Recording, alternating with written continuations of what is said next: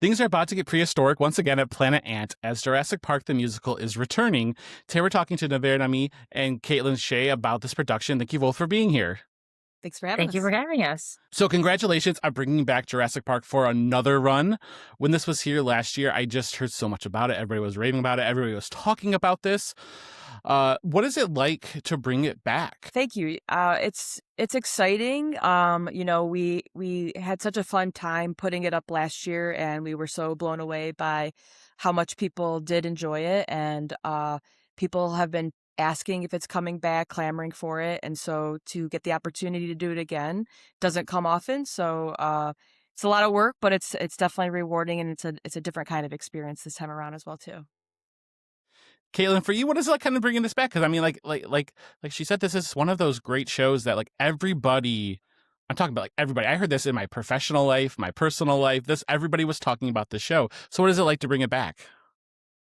I mean, it's definitely, a lot of times if there's a remount, it's not like the next year after. So it's cool to bring it back like almost to the date, like a year later. And, you know, uh, I feel like I just got the songs out of my head and then we started rehearsals again. It was like every morning I'd wake up with a different song in my head.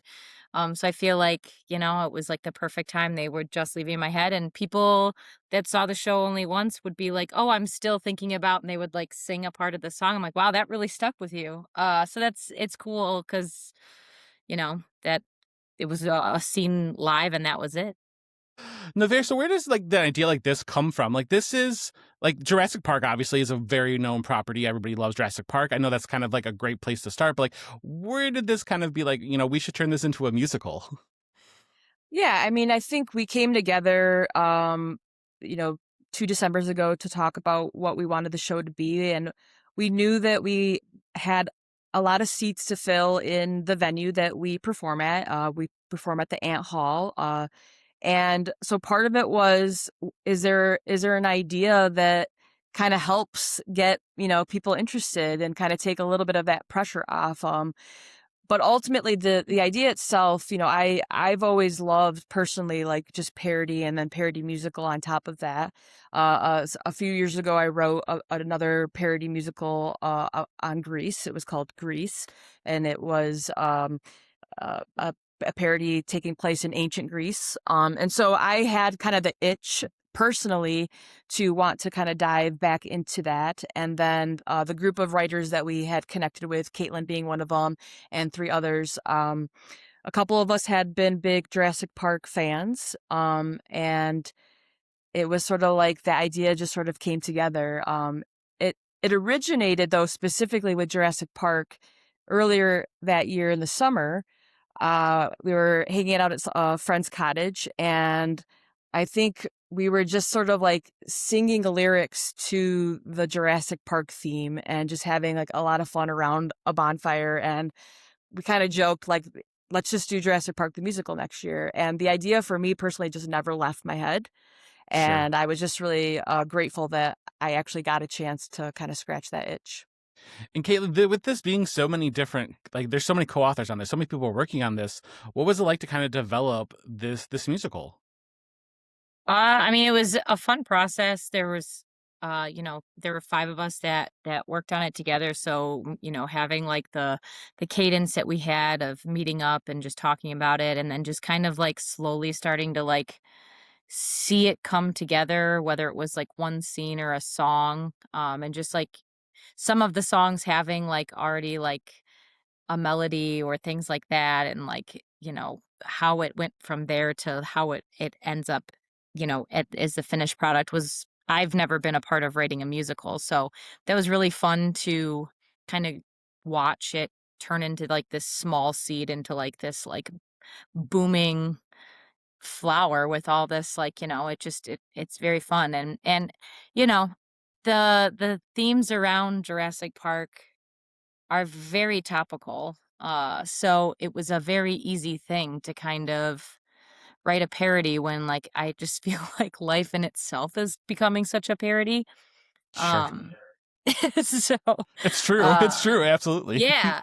Uh and it was like I had been a part of group writing processes before, but Never, like, with, like, specifically, like, every like, we were all, like, friends beforehand and all of that. Sometimes you become friends in the process of that and things like that.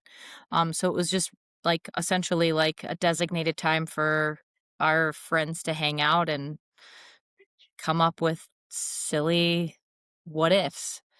And it seems like, you know, again, this is such a collaborative approach. I really know this is about Planet Ant too. It's like there is such a collaborative approach when it comes to the writing and bringing these characters to life and the people that are on stage. Is there really like a change to how you approach this then with that process? Because you're also directing the show.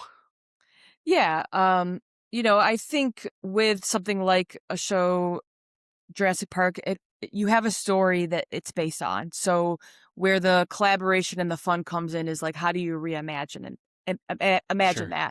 that? So you kind of have a little bit more liberty with the interpretation than you do. I don't think too many people would like the show if we completely changed like the actual show content. Now we do take a lot of liberties with it in the Sure. show, but I think it's all in sort of like the right sort of tone that we're after, and we sort of the common theme is kind of poking fun a little bit at some of the absurdity when you think back about the movie, while also honoring like what an amazing like masterpiece and classic that it was. And so we really also aimed for like we have to hit some things for what we call the JP heads, so our Jurassic Park heads, the people that like will write about you in blogs if you forgot a character or you gave somebody else a line that somebody else said in the Sure. movie, all the way to people that have never even seen the movie. We discovered in our writing process that one of our writers, Courtney Kamen,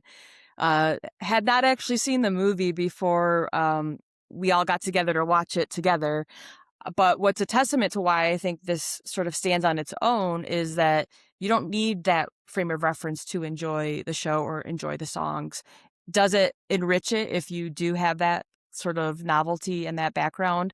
Sure, but you don't need it. It's still kind of entertaining. And she was sort of like our barometer for like, is this still a good show if you're not a JP head? And I think we found that there's a lot of people that like it, whether or not you've seen the movie or not.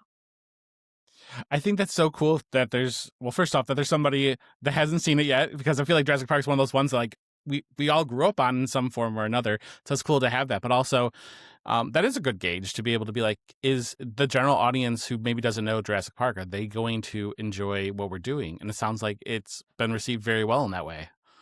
Absolutely. I mean, I had my young nieces and nephews, age like 12 to 20, come see the show. They had never seen Jurassic Park and they loved it and they loved the music especially. And so being sort of like a older millennial, I was like, hey, we can even speak to like the younger generations with what we put up here. And yeah, I think it just really awesome to just be a part of something that is revered the way that it is, because we work really hard on it and you don't always get that. And so I just like love that we've been able to sort of create this thing that people can talk about and that you can feel really proud to be a part of. Now, with being the director, do you feel like from the writing process to like the like being like directing the show, does that vision change almost through that lens of a director? It does in some cases, because when you put things down on paper, you don't think about all the time, how are you going to get this up on stage? And Sure. so you let your imagination go wild in that initial writing process. And then once you actually start to block it is when reality starts to set in of what is possible and what is not. And it's always fun to push those limits. I think we push the limits in this show. I think we went through our script and very little of what we actually set out to do were what like was scrapped, right? Like, and we do some crazy things, and we've got some, I think we've got the most spectacular looking low budget props that you've ever seen.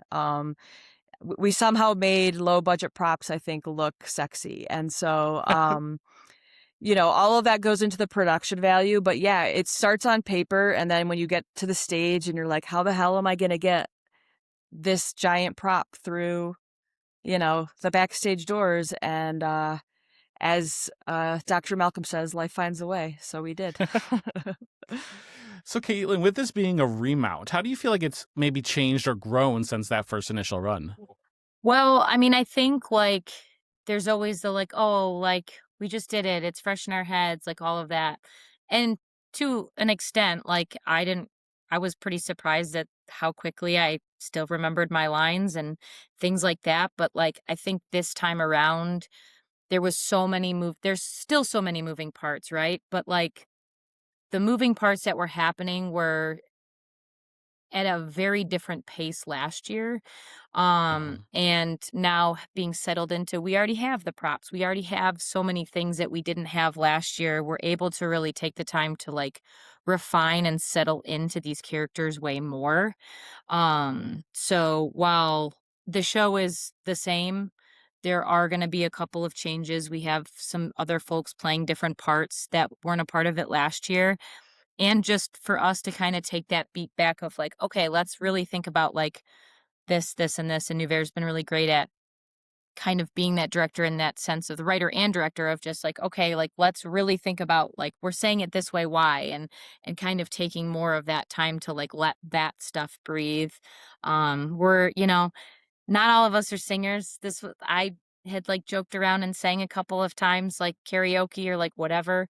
I'm not a singer, but I definitely feel more confident going in this run singing these songs. Even in rehearsals last year, it was like the most mortifying thing to get up there and sing, and now I'm like, I fucking care less now. I'm just gonna do it. But I don't think I've ever been that nervous the night that we opened and each had of our opening solo. I I pretty much like blacked out. So this year I still want that sense of excitement and urgency, but we'll be way more locked in and settled, I think, this time around. And I mean, I think there's also the stress, not stress, but you want to do a good job and you want people to come and see the show. So there is a little bit of that, pressure of like, we want it to do well and we want to do well and we want people to know about it. I think some people being like, "Oh, I wish I would have known." I hope that those people find out about it and are able to make it this year. So you're both acting in this as well, correct? Yeah. Yeah. Yeah. So Caitlin, who are you playing in this show? So I play Dr. Alan Grant. And then I do make a small uh uh guest appearance as a raptor, mainly just doing Okay. some I one scene maybe with some talking, and then I do find a chance to really dance my heart out as a raptor as well. I love that. With the role of Dr. Alan Grant, this is an iconic role, so many people know this. How do you kind of put your own spin on a character such as that? Well, like Nuverre said, we're really taking these characters and, kind of putting a magnifying glass on them a little bit. So it's kind of that like if that then what type of like Sure. with a lot of them. So he's a very uh arrogant kind of guy. And I think we really expand on that. And I'm really trying this year to double down on that a little bit more. Um, just be more of a man in this show of just, as a woman, it's, I like to make myself small in spaces sometimes. So trying to let myself feel a I little was gonna bit say bigger. she's being polite. She's being polite. Alan Grant is definitely just overconfident and self-absorbed. And really, there's nuggets of that in the original character. I mean, Yeah. there's Sure.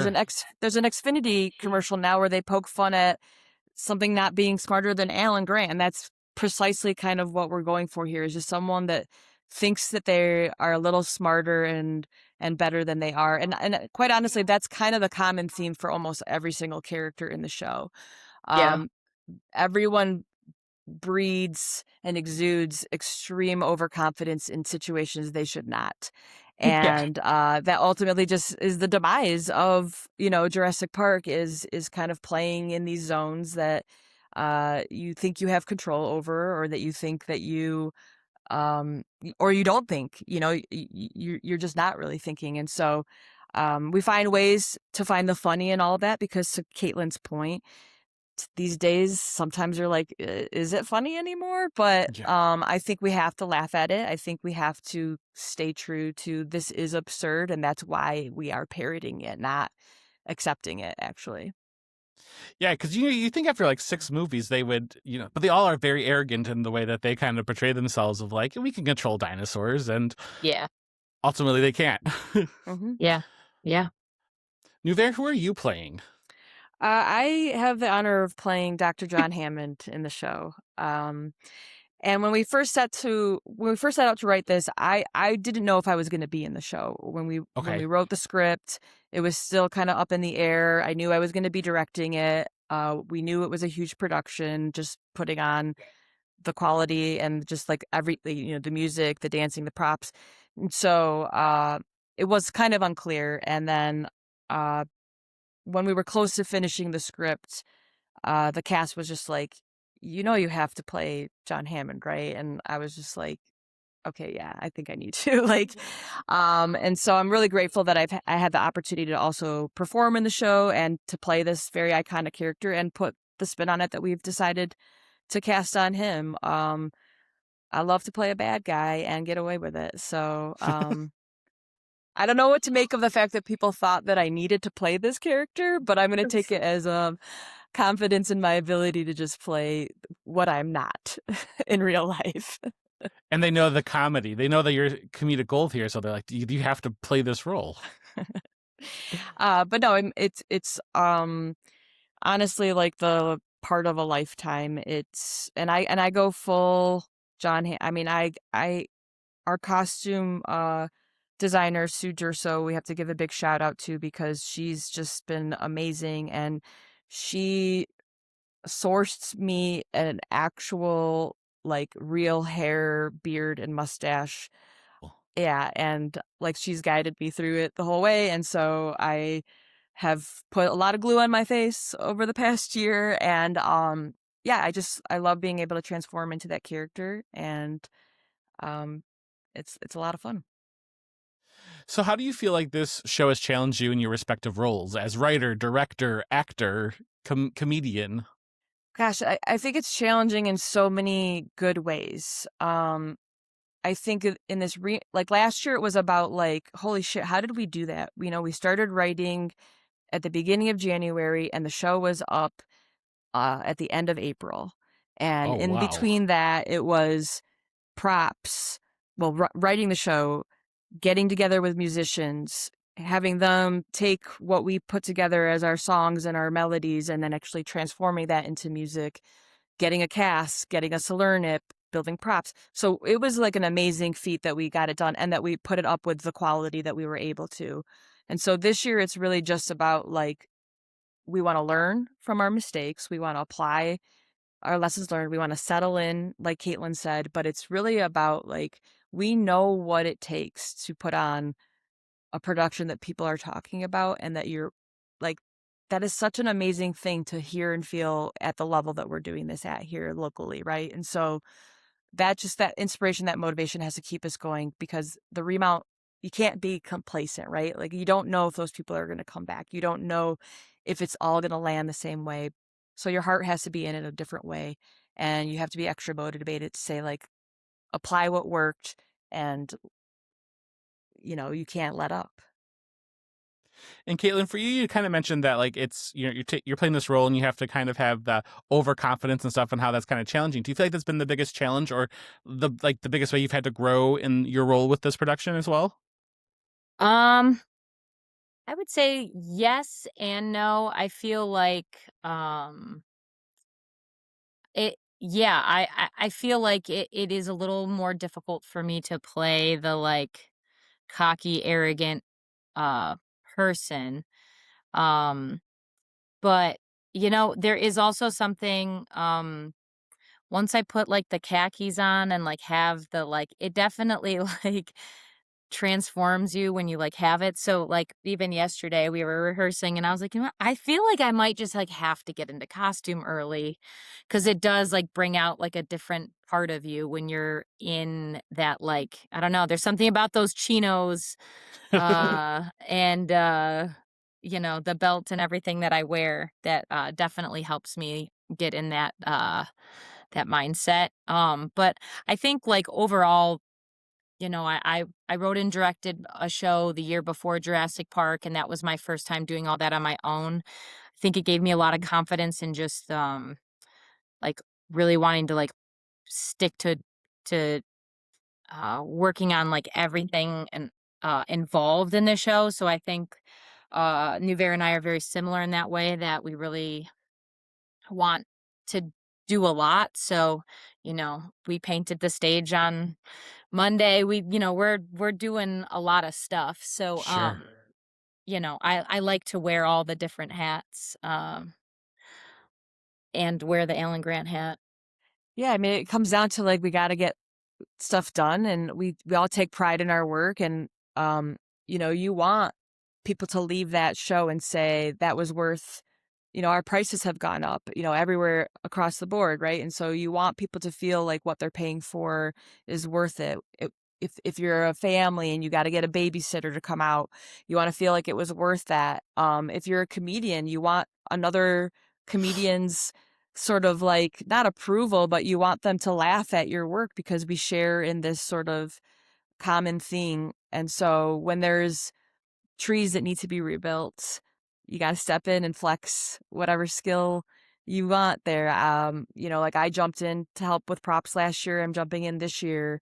Caitlyn keeps us fed and we get snacks at our long rehearsals and stuff. And so it truly does take the community to put these shows on. And most of us don't do it because we're making money or this is like our jobs. We do it out of the love of the art and wanting to preserve that. And especially at a place like Planet Ant Theater, where so much history of just quality art has been produced. Like you want to be able to say I was a part of that legacy as well too. And I think all of us that are a part of this production have felt that, and we want to just do that again this year for those folks that saw it or didn't see it. And even just for us, we know what we've got here, and we don't want to take advantage of that.